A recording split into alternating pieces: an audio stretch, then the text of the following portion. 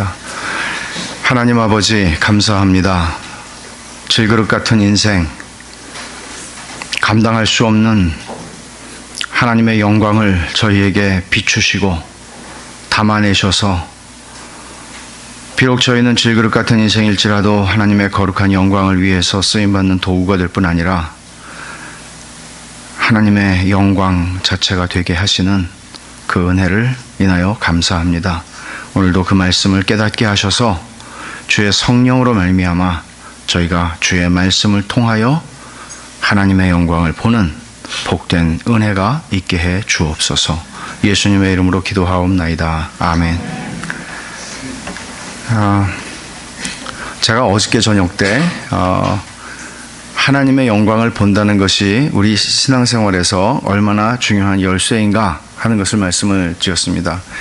신앙생활을 아무리 열심히 하고 아무리 오래 해도 하나님의 영광을 말씀 속에서 보지 못한다면 우리는 이상한 사람이 되고 말 것입니다.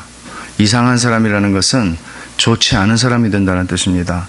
하나님을 닮는 것이 아니라 거꾸로 가는 것입니다. 겉으로는 종교적이지만 실제로는 그 속에 있는 것들이 다 드러나게 되어서 종교적인 위선으로 드러나게 되어서 굉장히 악한 형태를 지니게 될 수 있습니다. 하나님의 영광을 그 말씀을 통해서 늘 보게 되는 것, 오늘과 같이 하나님의 백성이 공예배로 모일 때에 선포되는 말씀을 통해서 여러분들이 하나님의 영광을 보게 될 때 우리는 필연적으로 하나님의 영광을 보게 될 때 하나님을 마치 처음 아는 것처럼 하나님이 이런 영광의 하나님이셨고 이렇게 선하시고 이렇게 무한하시고 그런데 그 앞에서 나는 존재라고 할 수도 없는 너무나 무가치한 존재라는 인식을 하게 되는 것이죠. 그렇게 될 때 하나님께서 무한히 크시다는 것과 그분 앞에서 내가 무한히 작은 존재라는 그 사실을 깨닫게 될 때 우리는 그 하나님의 크심과 나의 작음 사이에 이 어마어마한 간극을 경험하게 됩니다. 그리고 이 크기만큼, 이 간극의 크기만큼이 우리가 은혜를 받았다라고 말하게 되는, 말하는 것이기 전에 은혜를 받았다고 느끼는 것입니다. 그러니까 하나님이 무한히 크시다는 것을 알 때 우리는 무한히 작은 것을 알게 되고 우리가 여기서 받는 은혜는 정말 무한한 것입니다. 그러나 요즘에 많은 사람들이 생각하는 것처럼 하나님은 그저 나를 돕는 수호 천사 정도로 여기는 한 은혜라는 것은 거기엔 존재하지 않습니다. 게다가 오늘 본문에서 말씀하는 것과 같이 우리가 질그릇이라는 사실을 깨닫지 못하면 거기에는 받을 은혜가 없습니다. 무슨 얘기인고 하니 우리가 늘 인생을 살면서 하게 되는 너무나 자연스럽게 가지는 착각이 있는데 그거는 내가 가지고 있는 자리와 나의 가치를 혼동하는 것입니다. 예를 들어 우리가 대학 총장이거나 또는 PhD를 했거나 혹은 어떤 정치적인 어떤 그 포지션을 가지고 있는 사람이라고 할 때 그것이 권력과 부와 세상의 명예와 기타 모든 것들을 다 표현하는 하나의 세상적 방식이죠. 그러나 그런 것들이 세상 사람들이 나를 존대하고 나에게 상당한 경의를 표하고 그런 것들이 곧 내가 나를 인식하는 것이 될 때에는 그것은 재앙입니다. 사람들이 내 앞에서 나에게 어떤 태도를 박수갈채를 보내고 혹은 비난을 하고 그런 것들에 의해서 우리는 얼마나 많이 착각하게 되고 휘둘리는지 모릅니다. 칭찬만이 아니라 비난도 마찬가지죠. 그래서 바울 사도는 고린도전서 4장에서는 어떤 말씀을 하는가 하면 신앙생활을 하는데 굉장히 중요한 것 하나를 얘기해요. 그거는 자기를 잊어버리는 것입니다. 그건 self-forgetfulness라고 해요. 자기를 잊어버리는 거예요. 우리는 전부 자기에게 취해서 살아요.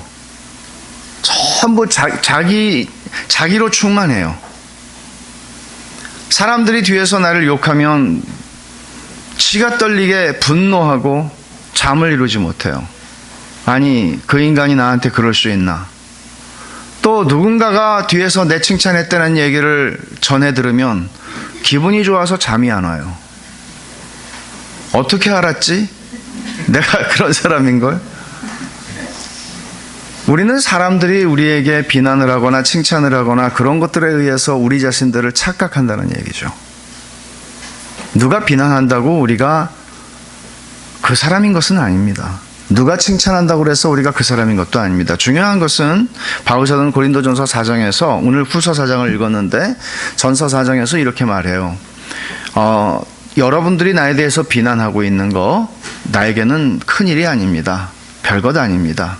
미안하지만, 그리고 내가 여러분들이 비난하는 그 일에 대해서 내가 그런 사람이 아니라는 것을 나 스스로가 알고 있고 나 스스로가 그것을 말할 수 있지만 나에 대한 나의 판단도 별것 아닙니다. 중요한 건 하나님 앞에서 내가 누구냐 하는 것입니다. 하나님이 날 어떻게 보시는가 하는 것입니다. 이렇게 얘기를 해요. 신앙생활하면서 이게 굉장히 중요한 부분이거든요. 우리가 내가 가지는 포지션 혹은 내가 성취한 성취나 성공을 통해서 나를 인식하기 시작하고 나 자신과 혼동하기 시작하면 우리는 거기서 끝나지 않고 다른 사람들에 대해서도 그렇게 판단을 하게 돼요. 예를 들어서 세상에서 좀 성공을 하지 못하고 세상에서 좀 힘겹게 살아가고 있고 세상에서는 조금 어떻게 보면 루저죠. 패자예요. 패자. 그런 사람들을 보면 우리가 그런 사람들을 나는 성공했거든요. 그러면 그런 사람들을 나도 모르게 무시하고 그 인격을 아주 낮추어서 대하는 그런 성향들이 왜 일어나나 하면 그건 나 자신을 그렇게 보고 있다는 얘기거든요. 그러나 예수님을 잘 믿는다면 우리가 그런 자리에 갈 수는 없는 것이죠. 소위 세상에서 갑질이라고 하는 참 듣기에도 거북한 말들이 많이 있는데 이런 것들이 예수님을 믿는 사람들 안에서 나타난다는 것은 그분이 정말 예수님을 아는 분인가?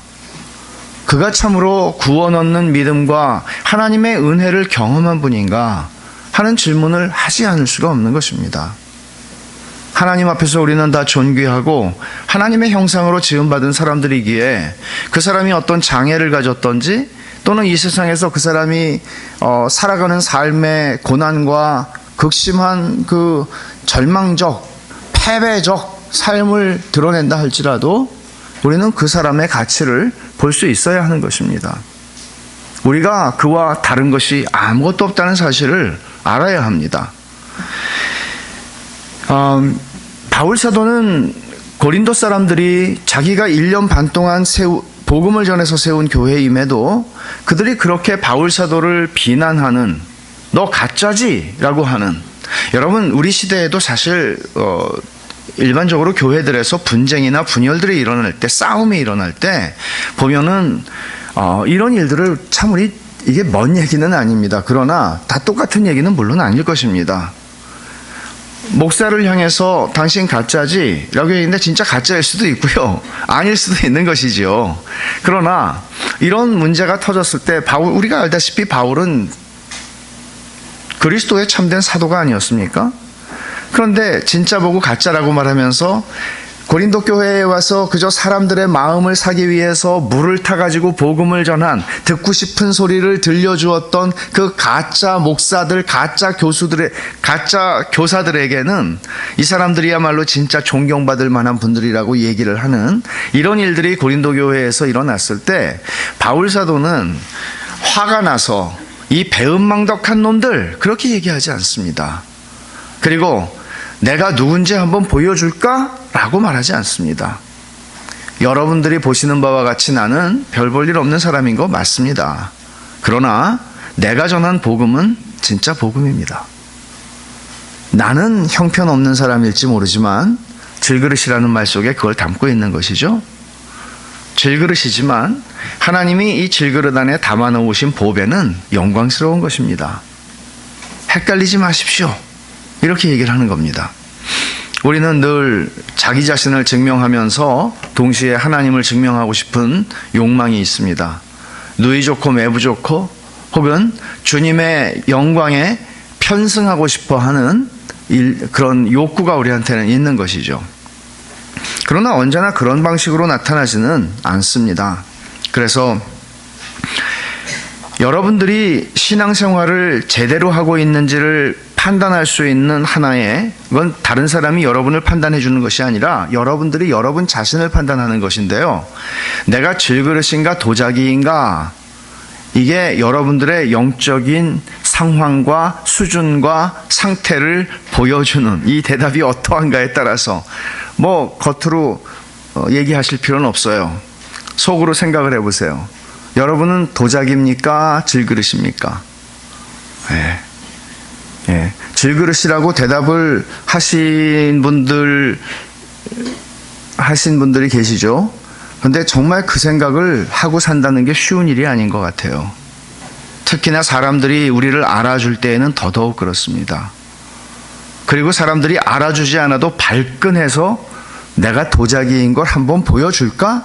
이런 생각을 하는 것이죠. 그러나 신앙생활을 그런 식으로 하다 보면 우리가 넘어지게 되어 있습니다.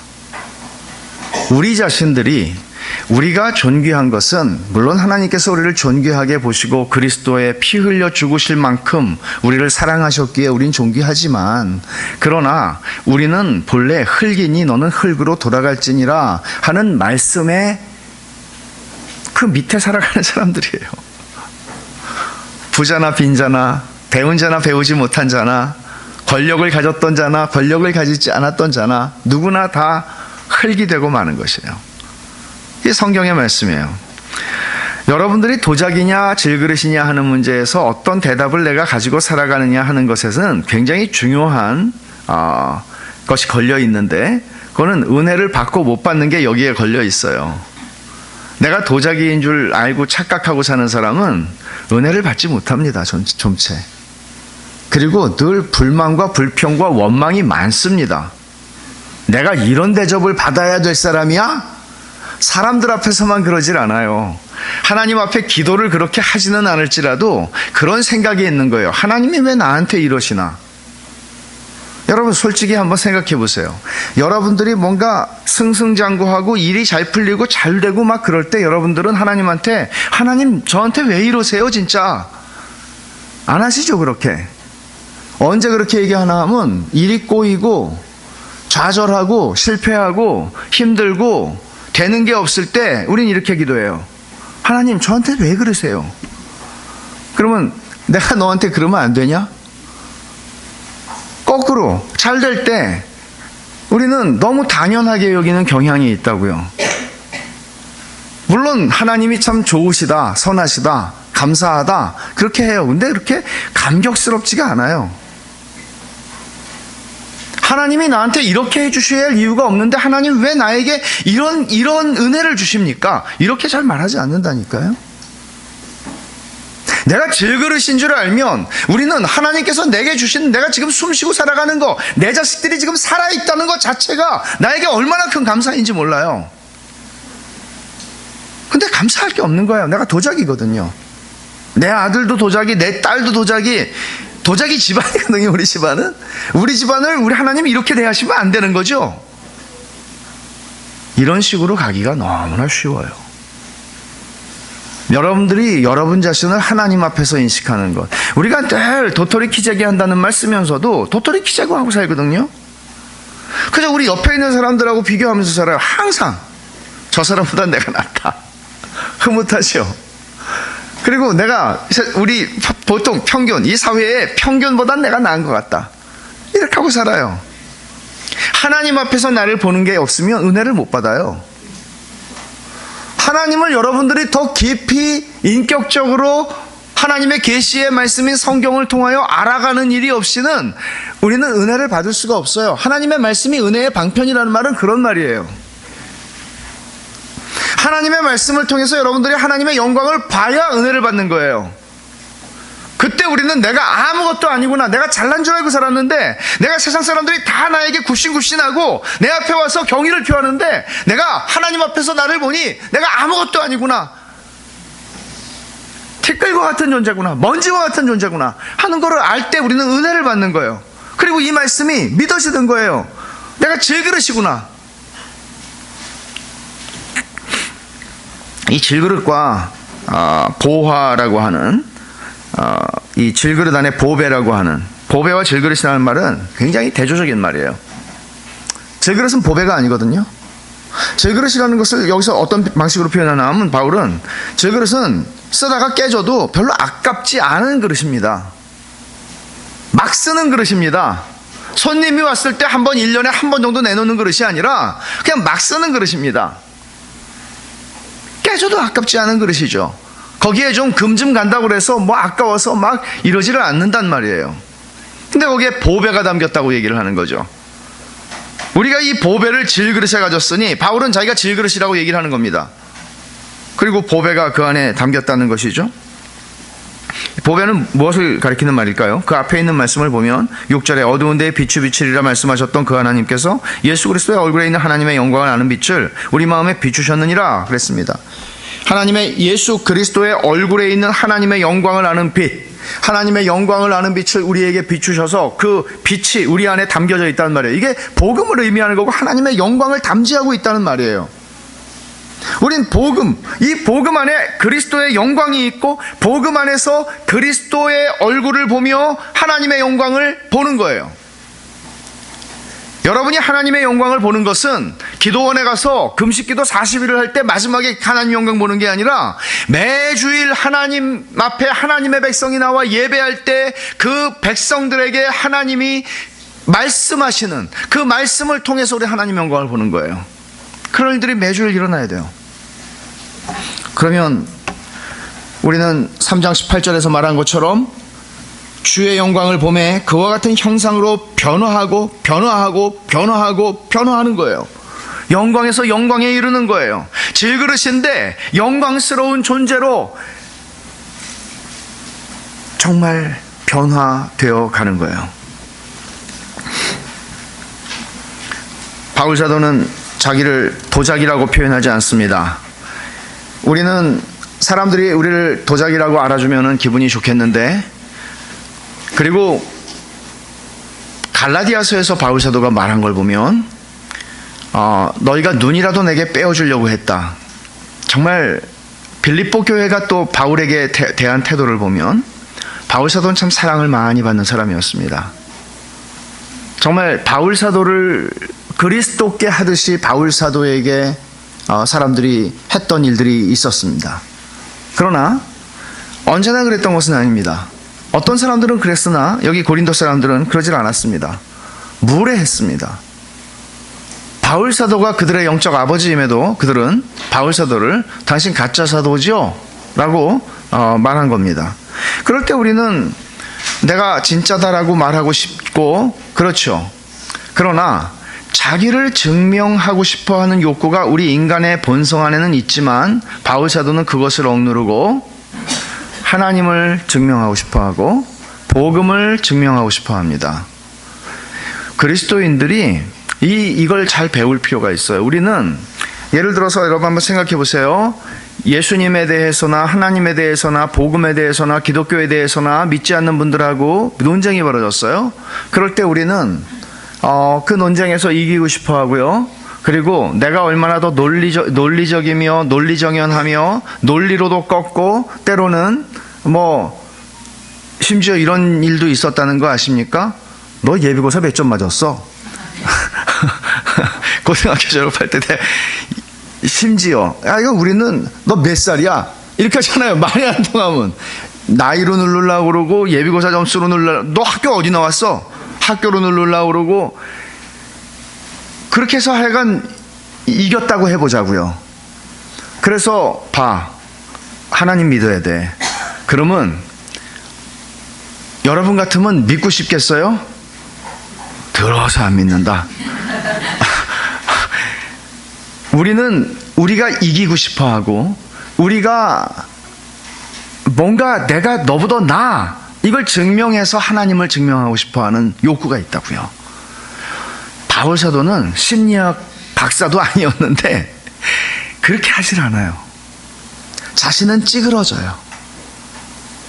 그런데 놀랍게도 자신이 찌그러지고 인정하면서도 하나님의 영광과 복음의 능력을 이렇게 높일 수가 없어요. 우린 이거를 배울 필요가 있어요. 오늘날 욕을 먹는 기독교죠? 우리 한국 사회에서 이런 기독교가 우리 자신이 얼마나 훌륭한지를 증명하는 쪽보다는 그래요, 우리는 정말 한심한 사람들입니다. 그러나 복음을 증명할 수 있었으면 좋겠어요. 세상의 코를 납작하게 만들어서 복음을 전하는 게 아니라, 바울은 지금 그 얘기를 하고 있는 겁니다. 우리가 우리 자신과 우리가 하는 일, 혹은 우리 자신과 우리가 가지고 있는 어떤 지위, 이것들을 헷갈리게 되면 우리는 사람들 앞에서도 겸손의 태도를 잃어버릴 수밖에 없게 되고 무례할 수밖에 없습니다. 전도할 때 무례한 사람들 참 많거든요. 전도는 우리에게 무례할 수 있는 권리를 주지 않습니다. 겸손해야 합니다. 근데 언제나 이런 대목에서 우리가 넘어지는 것이죠. 게다가 바울 사도는 고린도서에서만이 아니라 서신서에서 종종 이런 말씀을 합니다. 우리가 자랑할 수 없는 것은 우리가 받은 구원이 하나님이 주신 은혜이기 때문이다. 그래서 우리가 예수 믿는다는 걸 자랑하거나 우리가 무엇인가를, 우리의 어떤 신분, 우리의 포지션, 우리의 성취, 우리의 어떤 것들을 자랑하는 인간적인 그런 자랑거리들을 만들어내기 시작한다면 바울 사도는 우리에게 이렇게 말할 것입니다. 당신 은혜 헛되게 받았군요 라고 말할 것입니다. 은혜라는 말은 정의가 받을 자격이 없는 자에게 주어지는 호의, 받을 자격이 없는 자에게 주어지는 선물, 받을 자격이 없는 자에게 주어지는 사랑입니다. 그럼 내가 은혜를 받았다는 말은 내가 자격 없다는 것을 인정하는 겁니다. 은혜 받았다라고 표현할 때 나는 아무 자격이 없습니다. 그 얘기를 하는 겁니다. 그런데 사람들 앞에서 우리는 자격 있는 것인 양 태도를 가지고 사람들을 대할 때 얼마나 많습니까? 그러니까 우리는 교회를 섬길 때도 그렇습니다. 이게 본성이기 때문에 우리 모두에게, 저도 그렇고요. 저도 목회를 하면서 사람들이, 교인들이 다 좋다고 그러고 칭찬해 주기를 바라죠. 그런 마음이 왜 없겠어요. 그러나 거기에 안 속으려고 무지내를 쓰죠. 그리고 그런 말을 듣고 그걸, 여러분 스펄전 목사님 예화가 있는데, 스펄전 목사님이 설교를 2000년의 역사, 교회 역사에 제일 잘했던 분 중에 한 분 아닙니까? 이분이 설교를 마치고 나가서 어떤 분하고 악수를 하는데, 그분이 목사님, 오늘 들은 설교 같은 설교는 정말 생애의 설교였습니다. 이제 이런 식으로 이야기를 했던 것 같아요.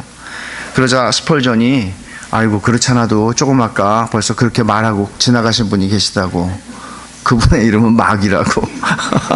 조금 무한한 얘기가 될 수 있었겠습니다만은 스펄전은 그런 말들 속에서 자기가 춤추기를 원치 않았던 것이죠. 이런 태도는 굉장히 중요합니다. 우리는 교회에서 섬길 때에도 그런 우리의 섬김이 사람들에게 노출이 되고 사람들이 좀 알아주고, 특별히 교회 목사님이나 장로님들이 알아주고 이렇게 되기를 바라는 마음이 누구나 다 있습니다. 저도 물론 마찬가지고 예외가 아니고요. 근데 그런 것들이, 주님이 너희가 나를 따라오려면 자기를 부인하고 나를 따라와야 한다고 하셨을 때 주님은 이런 것까지를 포함해서 말씀하신 것입니다. 그래서 우리는 하나님이 나를 보시는 것이 우리에게 정말 중요한 것이어야 합니다. 사람들이 나에게 중요해진다는 얘기는 하나님이 나에게 중요하지 않다는 이야기고, 사람들의 관심과 사람들의 인정을 받으려고 하는 태도를 가지고 살게 되면, 그것이 나의 주요한 동기가 되면 우리는 정말 중요한 동기를 잃어버리게 되는 것입니다. 늘 하나님 앞에서 내가 무엇을 하고 있다는 것, 그래서 사람들이 내가 열심히 일하고 열심히 일했는데 욕할 때 있잖아요. 그래도 마음이 상하지 않을 수 있으면 참 좋은 것입니다. 어차피 나는 실력이 좋아가지고 내가 섬겼나? 하나님이 이렇게 쓸데없는 놈 불러서 써주신 것만 해도 감사하지. 이렇게 할 수 있으면 정말 좋은 것이죠. 이게 질그릇이라는 사실을 인식하는 것입니다. 그래서 하나님은 어떤 사람에게도 너 없으면 안 돼라고 말씀하시지 않습니다. 너 없으면 안 돼. 하나님은 그런 방식으로 선교사를 부르시지도 않으시고, 그런 방식으로 목사를 부르시지도 않으시고, 그런 방식으로 교회의 일꾼들을 부르시지 않습니다. 너 없으면 안 돼. 제발 좀 네가 좀 해줘. 하나님은 그렇게 부르시지 않습니다. 저는 늘 그런 생각을 합니다. 교회를, 목회를 하면서 나 없으면 더 잘 된다. 우리 교우들한테도 제가 그런 말씀을 드려요. 어디 갈 거냐고 물어보시는 분들이 계셔서 갈 데도 없거니와 첫째는 저 없으면 더 잘 됩니다. 하나님이 하시는 것이죠. 우리가 나 없으면 안 된다는 생각을 하는 것처럼 어리석은 것이 없습니다. 은혜 받지 못합니다. 그래서 우리가 성화가 된다는 것은 어떤 의미로 성경이 말씀하는 거 하니 질그릇이 도자기로 변한다는 뜻이 아닙니다. 성화가 된다는 것은 질그릇이 도자기가 된다는 뜻이 아니에요. 그래서 여러분들이 열심히 질그릇인데도 거기다가 칠을 하고 거기다가 또 기름칠을 하고 뭐 또 입히고 그렇게 하는 게 성화가 아니란 얘기죠. 오히려 성경이 얘기하고 있는 성화는 아주 이것은 역설적인 이야기인데 질그릇이 평생의 삶을 질그릇 같은 인생이 평생의 삶을 거치면서 금가고 깨지고 벌어지고 떨어져 나가고 성화의 과정은 이런 것입니다. 생각해 보십시오. 그렇게 우리의 인생의 시간을 우리는 보내게 됩니다. 여러분 성화가 되시는 분들은 연세가 드실수록 주름살이 펴지시던가요? 그렇지 않죠. 바울 사도가 4장 16절에서 말한 것처럼 우리의 겉사람은 뭐라고 그랬죠? 후패, 옛날 번역이 후패고 우리의 겉사람은 낡아지나 그랬습니다. 우리 겉사람은 낡아집니다. 기억력이 좋던 기억력도 자꾸 생각이 안 납니다. 그리고 하여간 이상하게 건강하다가도 병원 갈 일이 많아집니다. 우리는 다 낡아지는 존재들입니다. 그런데 그 낡아짐 속에서 우리의 소망이 무엇입니까? 그것은 우리의 속사람이 날로 새롭도다. 바울이 그렇게 얘기하죠. 그것은 바로 이 질그릇의 이야기의 연장입니다. 우리의 질그릇 안에 하나님이 보배를 두셨거든요. 이 깨어지고 틈이 벌어지는 이 질그릇을 통해서 점점 이 안에 있는 보배가 바깥으로 그 보배의 빛이 바깥으로 그 틈을 통해서 그 깨어진 그 아픔들을 통해서 하나님의 보배로우신 그 영광의 빛이 그 복음의 영광이 드러나는 거예요. 정말 놀라운 일 아닙니까? 그래서 바울 사도는 우리가 인생을 살면서 피하고 싶은 약함, 피할 수 없죠. 근데 약함이 다 있죠. 고난이 우리를 피해서 지나가지 않죠. 꼭 들렀다가죠.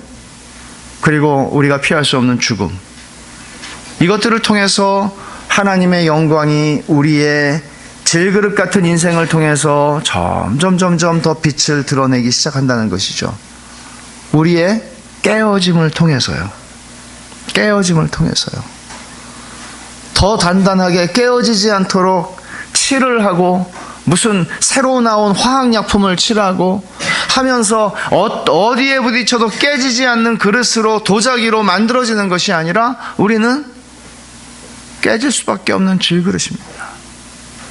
하나님은 우리의 인생의 아픔과 약함과 고난과 모든 것들을 통하여 우리를 성화시켜 나가시는데 그 성화의 과정을 통하여 하나님은 당신의 보배로우신 영광이 우리의 질그릇 같은 인생의 약함을 통해서 드러나게 하신다고요. 기가 막힌 일 아닙니까? 우리는 다 자기 약함을 가리고 싶어하는 인생이지만 하나님께서 이렇게 우리를 성화시키실 뿐만 아니라 하나님의 영광이 우리 연약한 인생을 통해서 드러나게 하시는 것을 깨달으면 깨달을수록 우리는 자신의 약함과 자신의 고난을 부끄러워하지 않을 수 있는 자리까지 가게 되는 거죠. 그저 약함이 수치가 아닌 것이죠. 내가 남들이 모르게 당하는 고난이 부끄러운 일이 될 수 없는 것이죠. 그래서 우리는 자존심에 죽고 사는 존재가 아니라 하나님의 이름과 그 영광과 그 이름이 더 중요한 존재가 되는 것입니다. 이게 오늘 바울이 4장 7절에서 질그릇이라고, 나는 질그릇, 그 얘기를 하는 건데요. 이게 바울의 인간 선언이에요. 그러니까 난 철인이 아닙니다. 여러분 때때로 이런 생각을 할 수 있어요. 사람이 높임을 받잖아요. 그러다 보면 정말 내가 대단한 사람인 걸 보여주고 싶은 착각을 가지게 된다고요. 슈퍼맨. 저는 30대 때 제가 가진 별명이, 저는 선교단체의 대표를 일을 했었는데 이사회의 이사님들, 목사님들이, 전 젊어서 그때 젊을 때죠. 30대. 저한테 붙여준 별명이 탱크였어요. 저게 브레이크 없는 탱크죠. 계속 앞으로 전진해요. 거침없이 전진해요. 그러니까 그런 별명을 듣고 기분이 좋더라고요. 그러면서 내가 진짜 얼마나 센 탱크인가를 보여주고 싶더라고요. 그러니까 우리는 그게 어리석은 것이죠. 철인이 아니다. 바울은 나 슈퍼맨 아니다. 나 너희하고 똑같은 인간이다. 질그릇이다. 그렇게 얘기를 하는 거예요. 근데 여기서 우리가 그저께인가요? 8절과 9절을 잠깐 봤는데, 우리가 사방으로 우겨쌈을 당하여도 쌓이지 않고, 답답한 일을 당해도 낙심하지 않고, 박해를 받아도 버림받지 않고, 거꾸러뜨림을 당하여도 망하지 않는다는 말을 하는데, 여기 사 중에 바울이 당하는 고난이 있어요. 이게 뭔가 하면 사방으로 우겨쌈을 당하는 거죠. 답답한 일을 당하는 거죠. 박해를 받는 것이죠. 거꾸러뜨림을 당하는 일이에요. 이런 일들이 바울 사도의 생애에 그치지를 않고 계속되었어요. 그런데 참 놀라운 건 마치 오뚜기 같이 바울 사도는 사방으로 우겨쌈을 당하는데 쌓이지 않는다, 그렇게 얘기해요. 사방으로 우겨쌈을 당하는데 어떻게 쌓이지 않아요? 하늘이 열려 있잖아요. 쌓이지 않는다 그래요. 이 말을 메를텐이라고 하는 신약학자는 이렇게 얘기했어요. 우리가 스퀴즈 당한다. 스퀴즈 당한다는 건 막 짜는 거잖아요. 근데 스퀴즈 당하는데 스쿼시 되지는 않는다. 이거는 으깨어지지는 않는다. 박살나지는 않는다. 이런 거예요. 짤려면 짜라. 나는 박살나지는 않는다. 으깨어지지는 않는다. 답답한 일을 당해도 낙심하지 않는다. 정신을 잃지 않는다는 말이죠. 그리고 박해를 받아도 버림받지 않는다. 하나님의 임재, 하나님이 나를 붙드시고 계시는 것을 내가 확신하기 때문에 박해를 당해도 하나님 나 버리셨나? 이런 생각하지 않는다는 것이죠. 이 말을 또 메를텐이는 어떻게 번역을 했나 하면, 박해를 받아도 버림받지 않는다. 너희가 나를 넉다운 시킬 수는 있어. 그러나 나를 넉아웃 시킬 수는 없어. 나 넘어뜨릴 수는 있어. 근데 난 또 일어날 거야. 나를 실신시킬 수는 없어. 센 말입니다. 그리고 마지막으로 바울 사도는 거꾸러뜨림을 당해도 망하지 않는다는 말, 그런 식으로 표현한 것이죠. 이게 바울 사도가 이런 말 한 거예요. 여러분, 두려움이 있으세요? 살면서 두려움이라는 게 있잖아요. 예를 들어서 여러분들이 어떤 새로운 사업을 시작할 때, 혹은 뭔가를 새롭게 할 때, 내가 이거를 정말 마칠 수 있을까? 아니면 이거 잘 될 수 있을까? 혹시 이거 망하는 거 아닐까? 문 닫는 거 아닐까? 이런 두려움들이 우리에게는 있을 수 있어요. 근데 한 가지는 분명해요. 성경이 우리에게 말씀하는 것은 신자는 안 망해요.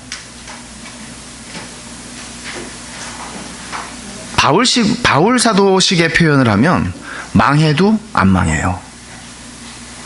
망해도 유익해요. 굉장히 강한 표현이에요. 두려워할 게 없어요. 그래서 왜냐하면 우리의 인생은 전능하시고 선하신 하나님의 손안에 있거든요. 여러분이 성령으로 거듭난 분들이라면, 여러분들이 하나님의 택하심을 받은 백성이라면, 여러분이 지금 예수 그리스도가 여러분의 구주요 주님인 것을 고백하고, 살아도 죽어도 주를 위해 살고 주를 위해 죽는 것이 내 고백입니다 한다면, 우리의 인생은 전능하고 선하신 하나님의 손안에서 어디로 가지 않아요. 망하지 않아요. 망해도 얻어요. 망해도 성공해요. 바울 사도가 펼치고 있는 논리가 그런 거예요. 여러분들이 나를 짓밟는다고 해서 내가 망하지 않습니다. 여러분이 아니라 세상이 나를 짓밟아도 난 망하지 않습니다. 왜? 내 안에 이 질그릇 안에 하나님이 보배를 담으셨으니까요. 이 보배는 어디로 가지 않습니다. 여러분이 나를 짓밟을수록 이 보배를 통해서, 깨어진 틈바구니를 통해서 하나님의 영광만 더 드러날 겁니다. 대단한 얘기입니다. 그래서 10절에서 바울 사도는 우리가 항상 예수의 죽음을 몸에 짊어지면 예수의 생명이 또한 우리 몸에 나타나게 하려 함이라. 그리스도와 자신이 얼마나 연합된 존재인지를, 내 죽음 속에서 그리스도의 죽음을 경험하고 내 속에서 그리스도와 함께 산다는 얘기를 하는 거예요.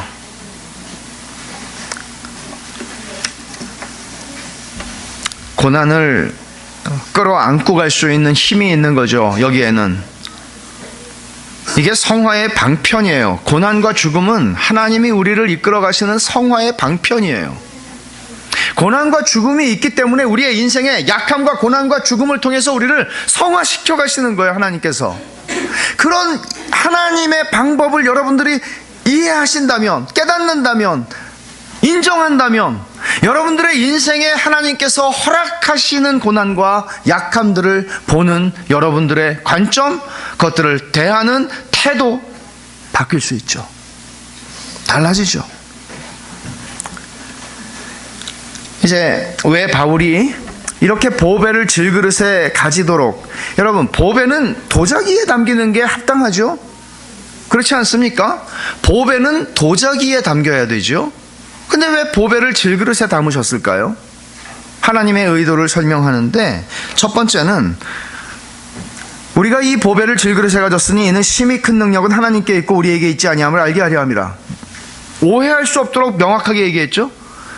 하나님이 질그릇에다가 보배를 담으신 이유는 질그릇이 훌륭한 게 아니라 질그릇 안에 담긴 보배가 대단하구나를 사람들이 다 알 수 있게, 질그릇을 높이지 않게, 질그릇을 찬양하지 않게, 질그릇이 영광을 받지 않게,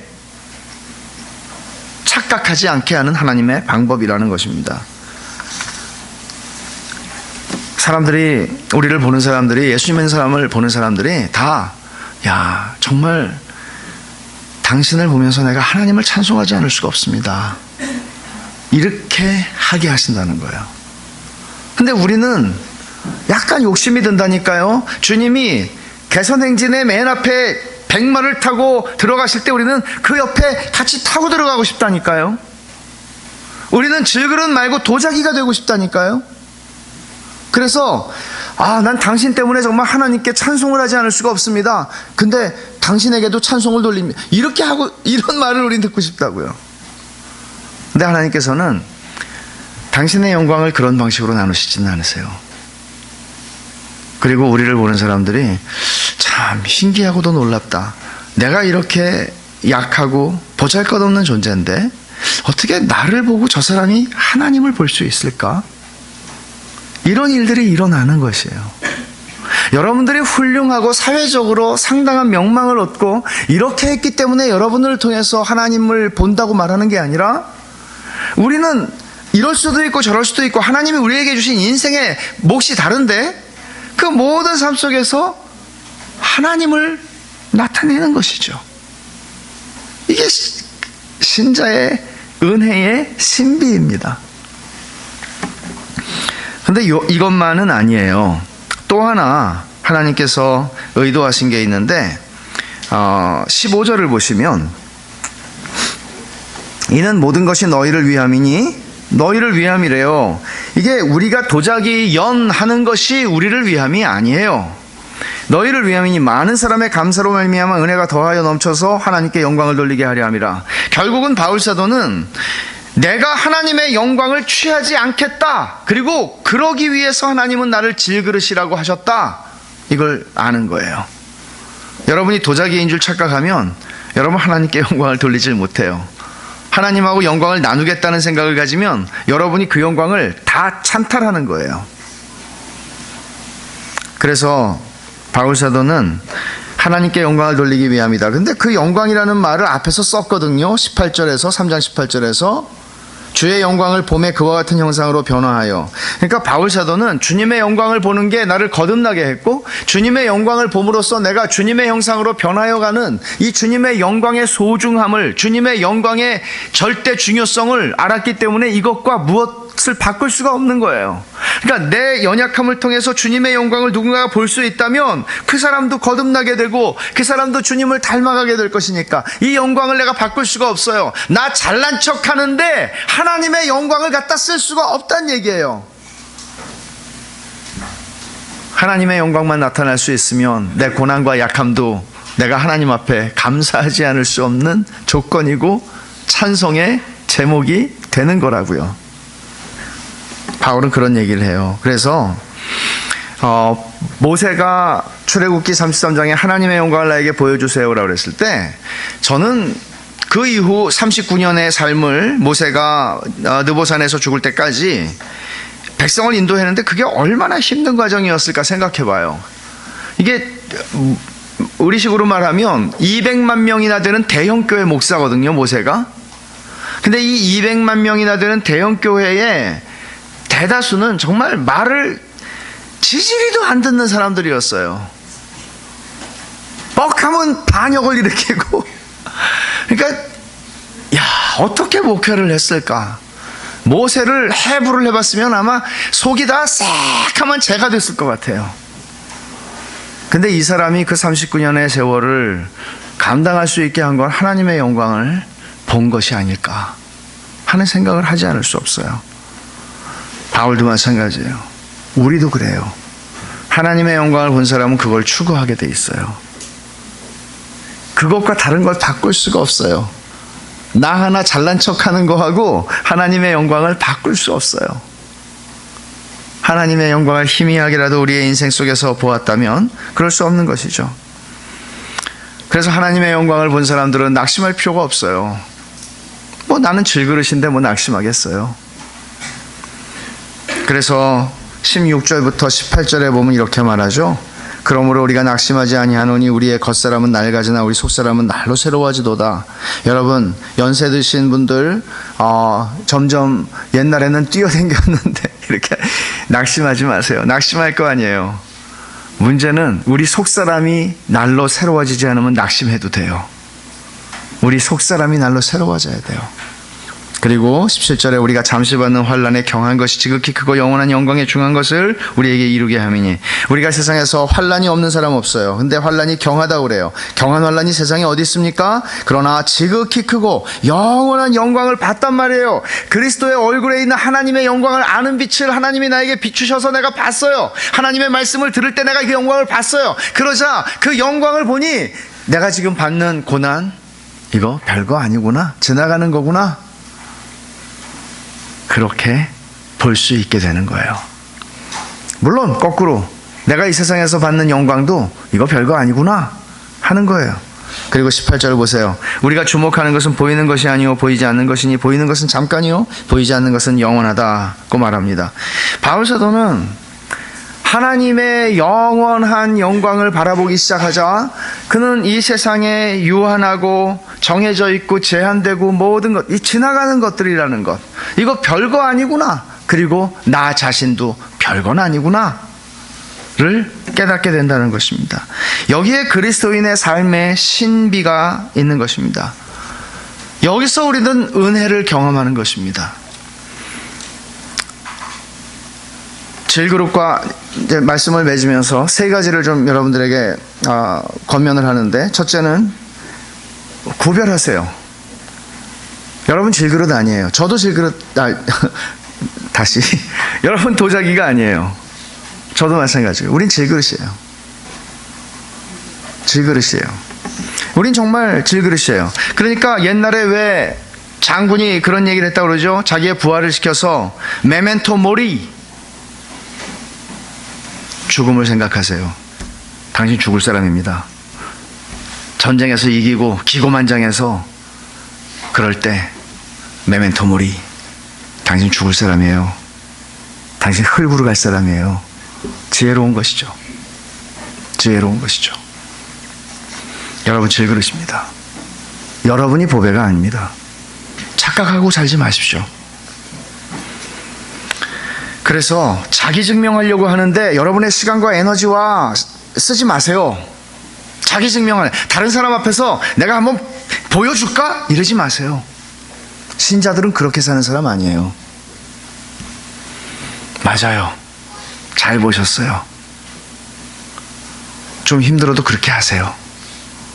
심지어 D.L. 무디는 보스턴에서 집회를 할 때, 보스턴에 그 당시만 해도 미국이 종교적인 사회였으니까 보스턴의 지방신문들이 다 보스턴이 얼마나 그 기고만장한 도시입니까?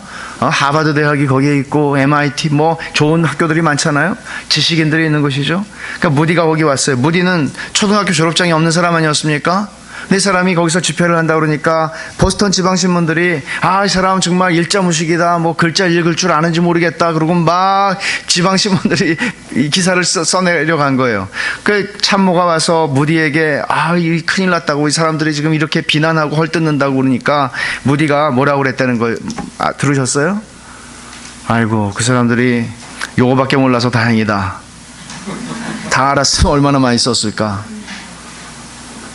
이럴 수 있는 거죠.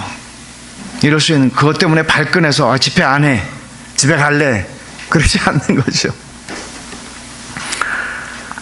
환난은 잠깐이고 가볍지만 영광은 영원하고 무겁다는 사실을 기억하고 사세요. 지나갑니다. 다 지나갑니다. 여러분의 환난이 아무리 깊고 무겁고 그 터널 끝이 보이지 않는다 해도 지나갑니다. 하나님의 정하신 뜻입니다. 그리고 영원한 영광을 기다리십시오. 소망하십시오. 이것은 우리가 가진 환난에도 불구하고, 고통에도 불구하고, 암에도 불구하고, 질병에도 불구하고, 장애에도 불구하고 우리가 기뻐한다, 그런 뜻이라기보다는 우리가 겪는 환난 때문에, 고통 때문에, 실패 때문에, 암 때문에, 질병 때문에, 장애 때문에 하나님의 능력이 더 나타날 테니 내가 기뻐할 수 있다 하는 얘기입니다. 내 약함 때문에 하나님이 드러나세요. 내가 약할 때. 복음의 목적은, 예수님이 십자가에서 죽으신 것은 우리에게 더 안락하고 더 편안한 삶을 인생 속에서 살라고 죽으신 것은 아니었습니다. 더 떵떵거리고 자존심 세우고 살라고 주님이 십자가에서 죽으신 건 아니었습니다. 주님이 십자가에서 죽으신 목적은, 복음의 목적은 그리스도와 더 깊은 사랑에 빠지고 그분의 영광을 사모한 나머지 내 고난이 그분의 영광의 가치를 비출 수만 있다면 기뻐하며 그 고난을 감내할 수 있는 삶으로 우리를 부르신 것입니다. 단순히 하나님의 영광만 드러내는 것이 아니라 그 과정을 통해서 우리는 천국의 하나님의 눈앞에서 적합한 영광스러운 존재로, 그와 같은 형상으로 변해가는 것입니다. 이 하나님의 전능한 실력을 신뢰하십시오. C.S. 루이스가 영광의 무게라고 하는 에세이에서 한 말, 주님 앞에 섰을 때 주님이 이렇게 말하는 게 경박하게 들리지만 않는다면, 하나님에게 폐가 되지 않는다면 이렇게 표현하고 싶다고 그러죠. 하나님이, 우리가 주님 앞에 인생을 다 살고 주님 앞에 설 때 주께서 나에게 이렇게 말씀하신다는 거예요. 형이가 고맙다. 근데 하나님이 우리한테 영어 표현으로 appreciate 한다고 그렇게 표현했어요. 하나님이 우리에게 감사를 표하신다고. 말도 안 되는 얘기죠. 우리가 하나님께 감사해야지 무슨 주님이 우리한테 감사해요. 근데 C.S. 루이스 얘기는 이거예요. 나는 너를 도무지 모르겠다, 그렇게 말씀하시는 장면이 있죠. 마태복음에 보면은 몰라서 모르는 게 아니죠. 나 너하고 상관없어, 그런 얘기죠. 나가. 근데 주님이 알아주시는 거예요. 우리를 인정해 주시는 거예요. 야, 고맙다. 너 그렇게 고난 속에서도 나를 사랑했구나. 고난 속에서도 내 영광이 나타난다는 것 때문에 너는 그 고난의 세월을 감내하고 감사했구나. 내가 알아. 그리고 고맙다. 이렇게 주님이 나한테 말씀해 주실 때 C.S. 루이스는 이걸 영광의 무게라고 표현했어요. 감당할 수 없는, 어떻게 감당할 수 있을까요? 어떻게 감당할 수 있어요, 이거를? 주님이 나한테 고맙다고? 그런 삶을 사셔야 돼요. 그런 삶을 사셔야 돼요. 세 번째로 걸면은 보이는 게 아니고 보이지 않는 거에 인생을 걸고 사셔야 돼요. 18절에 말한 것처럼. 보이는 거는 먼저, 질그릇은 보여요. 그죠? 질그릇은 보여요. 근데 보이지 않는 건 질그릇 속에 있는 보배예요. 거기에 우리의 관심을 가지고 살아야 돼요. 예수를 믿는 사람들에게는 열정이 있어요. 그 열정은 성공하겠다는 열정보다 정말 내가 내 인생을 통해서 하나님이 크게 영광을 받으시는 삶이 됐으면 좋겠고, 내가 어떤 인생을 걸어가든 하나님은 그 인생의 모든 것 속에서, 모든 과정에서 존귀하게 되셨으면 좋겠다. 적극적으로요. 적극적으로 그런 열정, 열망을 가지고 살아가면 좋겠어요. 그럴 때 우리는 우리의 깨어짐의 아픔과 약함들이 인생에 없지 않아요. 있어요. 많아요. 근데 그 속에서 넉넉히 이겨요. 저는 세상에서 성공한다는 게 나쁜 거 아니에요. 잘난 게 죄입니까? 죄 아니에요. 근데 세상에서 성공한 분들만이 뭔가 간증을 할 수 있고, 뭔가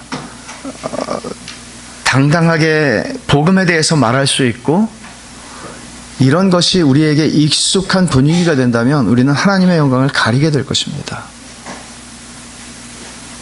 세상에서 못났을 수 있고요. 세상에서 실패와 좌절의 연속인 삶을 살아갈 수 있지요. 그러면 그들에게는 복음은 뭐 의미합니까? 아니요. 세상에서 환난을 당하나 그들을 위험 있게 하고 당당하게 하고 그것에 의해 주눅들지 않게 하고, 그럼에도 불구하고 질그릇 같은 인생에 하나님의 영광의 보배를 담으시는 것을 알고 그 영광을 드러내시는 일에 기뻐하게 하는 것, 기가 막힌 것입니다. 저는 이런 복음이 우리 한국 사회, 아니 한국 교회에서, 강단에서 이런 복음이 전파돼야 되고, 그리고 이런 것이야말로 이 땅에서 아무데도 설 데 없는 사람들을 구원하는 하나님의 능력이 되고, 교만이 하늘을 찌르는 사람들을 겸손하게 만드는 이런 복음의 능력을 보고 싶은 것입니다. 그래서 패자를 위한 복음이라는 주제를 가지고 여러분들에게 오늘 세 번째 말씀을 전했습니다. 여러분, 이것은 어느 목사님이 드신 예화인데 이것만 하고 제가 끝내겠습니다. 여러분, 벤허라는 영화 한 5, 60년 된 영화죠. 아시죠? 여러 번 보셨을 거예요. 그거를 리메이크해서 최근에 나왔는데 그거보다 원작이 더 좋은 것 같더라고요. 근데 원작에 보면은 영화에 네로 황제가 두어 번 나와요. 아주 우아하게 흰 옷 입고 시원해 보여요. 근데 주인공은 벤허예요. 주다 벤허는 유대의 왕족이었지만 유대가 로마에게 정복을 당했으니 비참한 인생이 되는 것이죠. 그리고는 산전수전 다 겪어요. 물에 빠져 죽을 뻔하고 노예가 되고 베레벨 죽음의 위협을 겪습니다.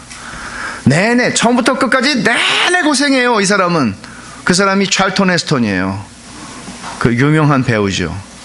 근데 네로라고 하는 사람은 두 번 나오는데 그 사람 배우 이름도 우리는 몰라요. 그 사람 $2 받았대요. 그 영화 찍고. 엑스트라죠. 근데 찰턴 헤스턴은 일약 배너를 찍고 나서 최고의 배우가 되었을 뿐 아니라 큰 돈을 벌었겠죠. 자, 질문입니다. 여러분은 배너를 하실래요? 네로를 하실래요? 그건 뭐 생각하셔야 돼요. 배너는 영화 몇 달 찍고 끝났어요. 하나님이 우리 인생이라고 하는 것은 영원에 비하면 이거는 꼭 영화 찍는 것 같아요. 이게 비현실이라는 얘기 아니에요. 현실이죠. 그러나 아무것도 아니에요. 여러분, 인생을 네로처럼 편하게 살다가 $2 받을래요? 아니면 주인공으로 배너처럼 조금 고생도 좀 하지만 정말 영원한 영광 속에 들어가기를 원하세요? 답은 분명하잖아요. 이게 오늘 고린도후서 4장을 통해서 하나님께서 우리에게 주시는 말씀입니다. 기도하십시다. 하나님 아버지, 감사합니다. 질그릇 같은 인생을 찾아오셔서 보배로운 예수 그리스도의 피를 흘려 구원하여 주시고 이 땅을 살아가는 동안에도 이 질그릇 안에 하나님의 영광스러운 보배를 담으셔서 질그릇 같은 인생을 통해 그 영광을 나타내시는 하나님을 찬송합니다. 하나님 아버지, 저희들의 평생에 그런 하나님 앞에 감사와 찬송이 그치지 않게 하시고 약함과 고난 속에서도 저희들이 그것을 감내하며 영원한 영광을 바라보는 복된 인생을 살게 하여 주시옵소서. 예수님 이름으로 기도하옵나이다. 아멘.